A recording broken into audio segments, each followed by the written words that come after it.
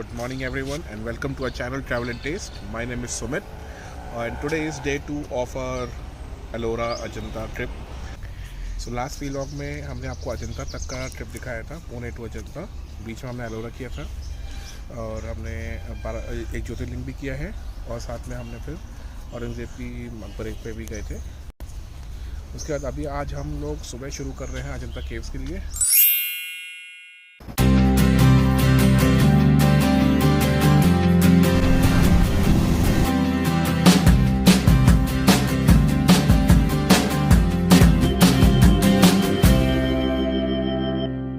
MTDC के resort पर रुके थे, फरदापुर वाले में, अजंता वाले में नहीं, क्योंकि वहाँ पे हमें रूम नहीं मिला था.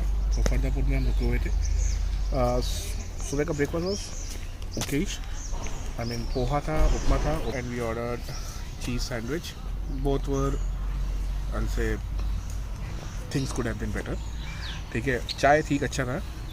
प्लेस जो जगह का जो एमटीडीसी फेमस फॉर की उनके जो लोकेशन होते हैं वो काफ़ी अच्छे होते हैं. अब चूँकि यहाँ पे और bang on the main road, so एक वो थोड़ा सा एक पॉइंट लगा. बाकी जगह काफ़ी अच्छी है, बट उसको और अच्छे से मेंटेन किया जा सकता है. तो गार्डन काफ़ी अच्छा है और यहाँ पे ब्रेकफास्ट की जगह है वो भी काफ़ी डिसेंट है. मिसाइल से कि MTDC can do much better here, work here and can maintain this, because Ajanta के में एलोरा में आपके पास रुकने काफ़ी ऑप्शंस होते हैं. अजंता में आपके पास काफ़ी ऑप्शंस नहीं है और उन सब में सबसे बेस्ट ऑप्शन ये जगह है और इसकी भी हालत कुछ ठीक नहीं है. सो अगर आप आ रहे हैं तो आप प्लीज़ एक रात के रुकने के हिसाब से यहाँ पर आप रुक सकते हैं. फ्रैंकली जितना यहाँ पर चार्जेस हैं और जहाँ से यहाँ खाना पीना है, दैट्स नॉट वर्थ इट. अब बज गए हैं 10 और हम निकल गए हैं अजंता केव्स के लिए, जो कि है 3.5 किलोमीटर्स यहाँ से.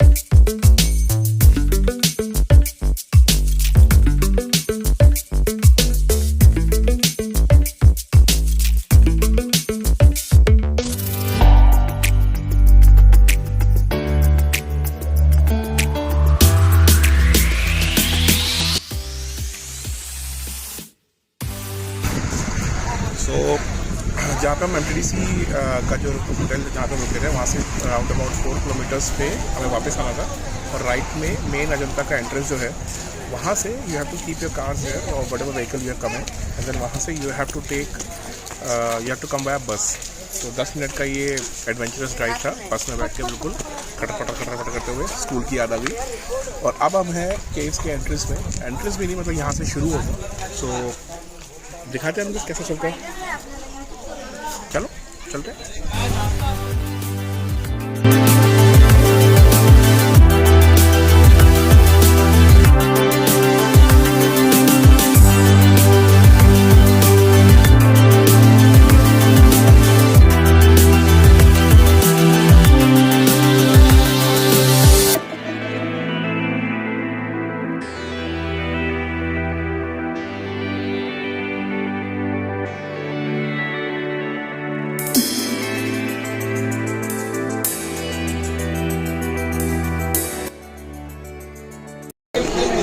सो जहाँ से टिकट मिलता है अजंता केव्स के लिए, वहाँ से you have to do a small hike.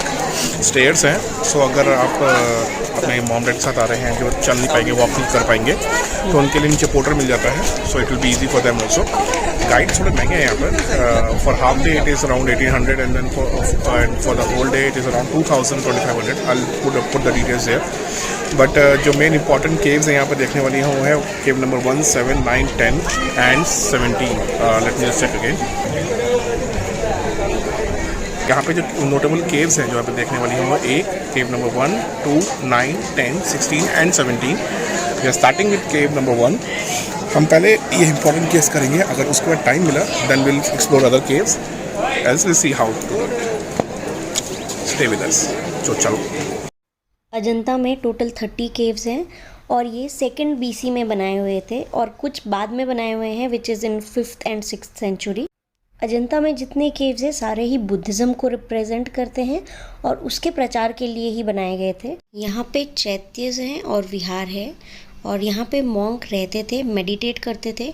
Also they use to get converted in Buddhism. But बीच में काफ़ी टाइम ये जो केव्स थे ये जंगलों में दबे हुए थे, अराउंड 1000 ईयर्स, एंड ये इसी तरह रह गए थे। और later when British came to India it got discovered again. Ajanta के केव्स वैसे तो बहुत वास्ट हैं एक दिन में पूरे कवर करने के लिए, बट जितना भी थोड़ा बहुत हमें समझ में आया है अजंता के केव्स के बारे में, अजंता को ईजीली समझने के लिए हम इसे 3 पार्ट में डिवाइड कर सकते हैं। First is the structure, second is the sculptures and third is the paintings. Mainly Ajanta में सारे ही केव्स हैं जो कि फ्रंट से बैक की तरफ बनाए हुए हैं अलग अलग सेंचुरीज़ में। बट पहले की जो आर्किटेक्चर है उसके हिसाब से जो एंट्रेंस थे उसमें हमें 2 टाइप के स्ट्रक्चर देखने मिलते हैं। First is a pillar style,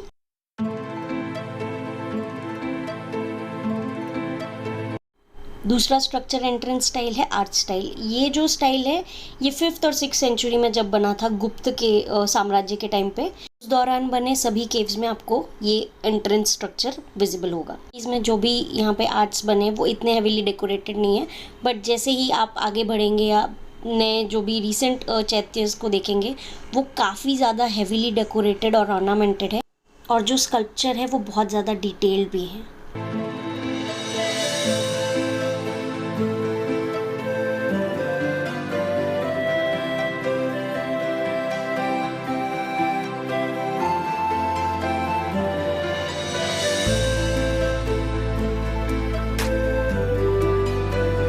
main arch structure के बाद आता है इसका एंट्रेंस का गेट।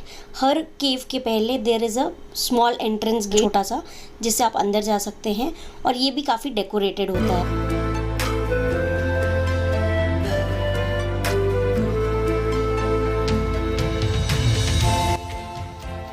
एज यूजुअल जैसे जैसे टाइम बढ़ा है या जैसे जैसे बाद में जो केव्स बनाए गए हैं उसमें ये गेट्स और डेकोरेटेड है, थोड़े साइजेस में भी बड़े हैं। एंट्रेंस गेट से अंदर जाते ही आपको दिखेगा ये केव स्ट्रक्चर जो कि यहाँ के ऑलमोस्ट हर केव में कॉमन स्ट्रक्चर है। और यहाँ पे आपको ये पिलर्स दिख रहे होंगे जो चारों तरफ ये केव जो है पिलर्स लगे हुए हैं। बट ये जो भी पिलर्स यहाँ पे लगे हैं these all pillars are not for the support, surprisingly they are just ornamentation. जो केव का स्ट्रक्चर है वो इस तरह से बनाया हुआ है कि उसको इस पिलर के सपोर्ट की ज़रूरत नहीं है। सारे जो केव्स हैं उसके सीलिंग जो है वो स्लोप में है, जो स्लोप है वो बाहर से अंदर की तरफ है। हर केव के सेंटर पे बुद्ध की मूर्ति है जो अलग अलग सिटिंग पोजीशंस पे बैठे हुए हैं। कुछ केव्स है जहाँ पे स्तूप है और कुछ केव्स है जहाँ पे दोनों का कॉम्बिनेशन है। स्कल्पचर्स जो भी यहाँ पे है बुद्धा की मेन मूर्ति के अलावा यहाँ पे कुछ कुछ बड़े केव्स में आपको दिखेगा कि साइड में भी बुद्धा के स्टैचूज़ बड़े बड़े जो हैं वो कार्व किए हुए हैं पत्थरों में, जहाँ पे बुद्धा अलग अलग स्टैंडिंग पोजीशंस पे खड़े हैं। इसके अलावा यहाँ पे यक्षों के स्कल्पचर, बुद्ध के शिष्यों के स्कल्पचर्स और अप्सराओं के स्कल्पचर्स भी है जो अलग अलग मुद्राओं में बनी हुई हैं। यहाँ पे हीनयान का एक ही मेजर केव है और बाकी जितने भी बड़े केव्स हैं सारे महायान बौद्धिज़्म से इंस्पायर हैं। महायान के केव्स में आपको स्कल्पचर्स में, पिक्चर्स में, सब में ही हिंदुइज्म का रिफ्लेक्शन क्लियर दिखाई देता है।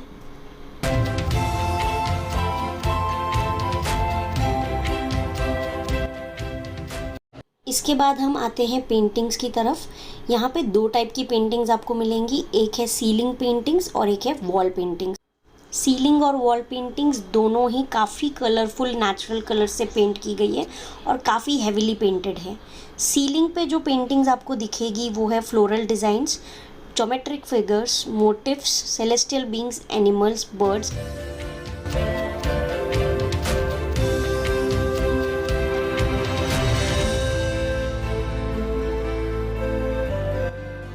और यहाँ की पेंटिंग में काफ़ी सारे नेटिव फ्रूट्स और एनिमल्स दिखाई देते हैं, जैसे कि यहाँ पे आप देख सकते हैं एलिफेंट है, चीकू है, पेयर है, मैंगो है, पैरट है, सीताफल भी है और काफ़ी सारे लोटस और इंडियन फ्लावर्स के भी यहाँ पे आपको कलरफुल पिक्चर पूरे थ्रू आउट द सीलिंग आपको पेंटेड मिलेंगे। बहुत ही कम जगह पे आपको एक चीज़ यहाँ पे नोटिस करने मिलेगी which is a blue colour. So जब ये नेचुरल कलर्स इंडिया में बनते थे तब ब्लू कलर इंडिया में नहीं बनता था। सो ब्लू कलर को पर्शिया से इंपोर्ट किया जाता था, जो कि इस केव में आपको दिखेंगे बट बहुत ही कम जगह पे आपको ये दिखेगा। नेक्स्ट बहुत ही इम्पॉर्टेंट सेगमेंट जो पेंटिंग्स का है वो है यहाँ की वॉल पेंटिंग्स। यहाँ पे वॉल पेंटिंग्स में आपको दो चीज़ें दिखाई देंगी, या तो ये बुद्धा की लाइफ को दर्शाते हैं जहाँ पे बुद्धा के मल्टीपल इनकारनेशन की स्टोरीज बहुत ही डिटेल्ड में बहुत अच्छे तरह से ड्रॉ की हुई है, या तो फिर यहाँ पे आपको जातक कथा की सारी स्टोरीज की पेंटिंग दिखाई देंगी। इसके अलावा ये पेंटिंग्स उस टाइम के लाइफस्टाइल को, उस टाइम के राजा रानियों के रहने के तरीक़ों को और उस टाइम के अलग अलग फैशन स्टाइल्स को भी दर्शाता है। ये पेंटिंग स्टोरीज़ के अलावा हर लेवल के और हर तरह के ह्यूमन एटीट्यूड और इमोशंस को भी दिखाते हैं।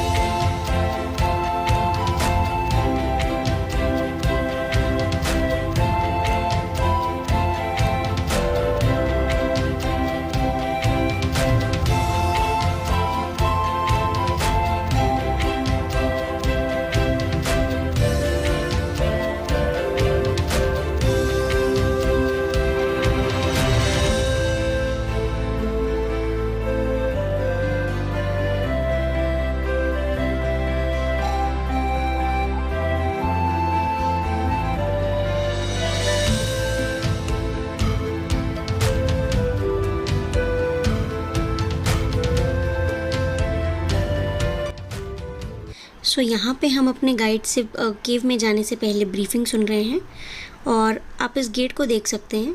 Have a good look on it and later you can see how he explain it to us. Then see the Shalvantikas under sal tree. Sal is sal. Sal tree, you know, Buddha was born under sal tree. Yes. So she is standing under the sal tree. What is sal tree? Banyan, something like that. Like teak tree. This for commercial purposes. So this is Amrapalika under the mango tree. Amrapalika, Shalvantika. Hindi movies there, famous movie, old movie, Amrapalika, you might have seen. And see the couples flying, Gandharvas couples. See their hairstyles here. See, Ajanta is known for hairstyles costumes. These hairstyles are in air hostesses nowadays. Yes. Which is made about 1400 years ago. And see this hairstyle. Jura, ponytail hairstyle. But see the size of the cave. Shoes are okay, you can come with. This is the only major Hinayana cave of Ajanta और इसे 2nd BCE में बनाया गया था। ये यहाँ का सबसे पुराना केव है।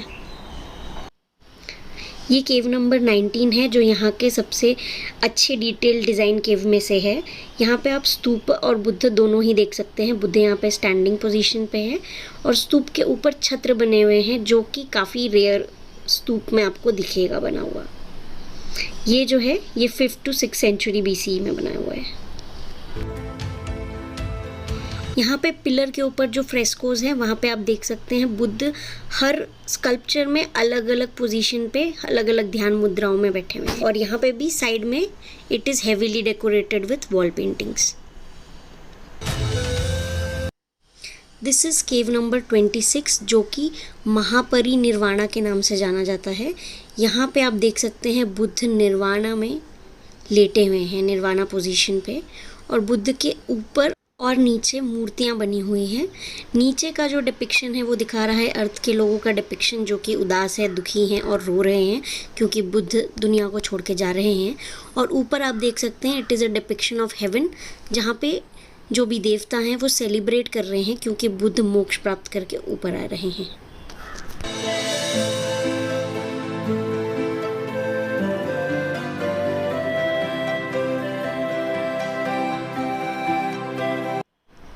ये जो केव है, ये केव पूरे अजंता में सबसे ज़्यादा डिटेल्ड स्कल्पचर से बना हुआ, सबसे ज़्यादा मूर्तियों से कवर्ड किया हुआ केव है।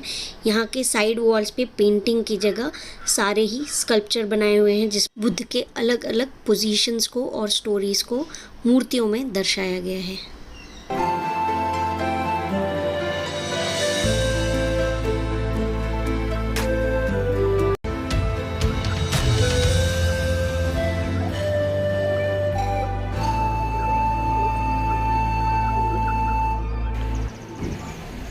सो हमारे सारे इम्पॉर्टेंट जो केव्स थे वो सारे हो गए।